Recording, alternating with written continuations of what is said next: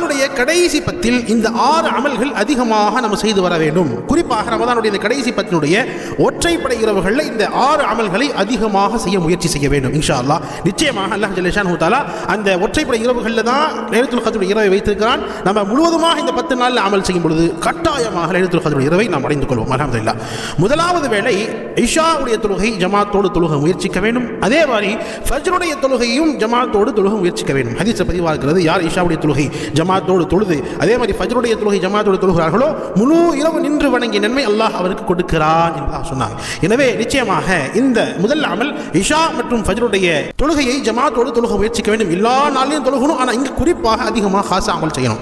இரண்டாவதாக 3வது கலிமா அதிகமாக ஓத வேண்டும். அதே மாதிரி ஸலவாத் ரசூல் ஸல்லல்லாஹு அலைஹி வஸல்லம் அவர்கள் மீது ஸலவாத்துகள் அதிகமாக ஓத வேண்டும். 3வது கலிமா என்ன? சுப்ஹானல்லாஹி வல்ஹம்துலில்லாஹி வலா இலாஹா இல்லல்லாஹு வல்லாஹு அக்பர் வலா ஹவுல வலா குவத இல்லா பில்லாஹில் அலியில் அதீம். ரசூல் ஸல்லல்லாஹு அலைஹி வஸல்லம் அவர்கள் மீது ஸலவாத் அல்லாஹும்ம ஸல்லி அலா முஹம்மதின் வஅலா ஆலி முஹம்மத் கமா ஸல்லைத அலா இப்ராஹீம் வஅலா ஆலி இப்ராஹீம் இன்னக ஹமீதும் மஜீத். அல்லாஹும்ம பாரிக் அலா முஹம்மதின் வஅலா ஆலி முஹம்மத் கமா பாரக்த அலா இப்ராஹீம் வஅலா ஆலி இப்ராஹீம் இன்னக ஹமீதும் மஜீத் என்ற கலிமாவும் இந்த ஸலவாத்தும் அதிகமாக ஓத வேண்டும்.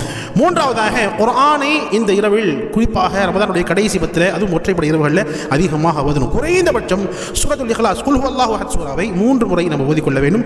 சூரத்துல் இக்லாஸ் யார் 3 முறை ஓதுவார்களோ ஒரு குர்ஆன் ஓதிய நன்மை அல்லாஹ் அவருக்கு வழங்குகிறான்.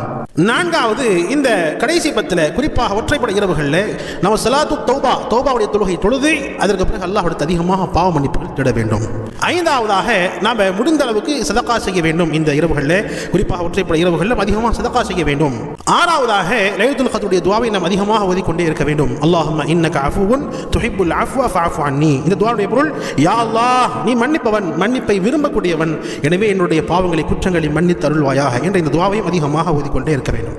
இன்ஷா அல்லாஹ் இந்த 6 அமல்கள் நாம் தொடர்படியாக ரமதானுடைய கடைசி பத்தில் செய்து வந்தோம் என்று சொன்னால் நிச்சயமாக நாம் லைலத்துல் கத்ருடைய இரவை அடைந்து கொள்வோம் என்பதில் எவ்விதமான சந்தேகம் இல்லை. இந்த லைலத்துல் கத்ரை பற்றி அல்லாஹ் குர்ஆனில் சொல்லும் பொழுது லைலத்துல் கத்ரி கைரும் மின் அல்ஃபி ஷஹர், 1000 மாதங்களை விட சிறந்தது என்பதாக சொல்லப்பட்டிருக்கிறது. எனவே அந்த லைலத்துல் கத்ருடைய இரவை நாம் அடைந்து நம்ம இபாதத் செய்தோம் என்பதாக சொன்னா 1000 மாதங்கள் இபாதத் செஞ்ச மாதிரி, அதாவது 83 ஆண்டுகள் அமல் செய்த மாதிரி அல்லாஹ் ஜல்ல ஷானஹு வ தஆலா கபூல் செய்வானாக. லைலத்துல் கத்ர் அடையும் பாக்கியம் தந்தருள்வானாக. ஆமீன்.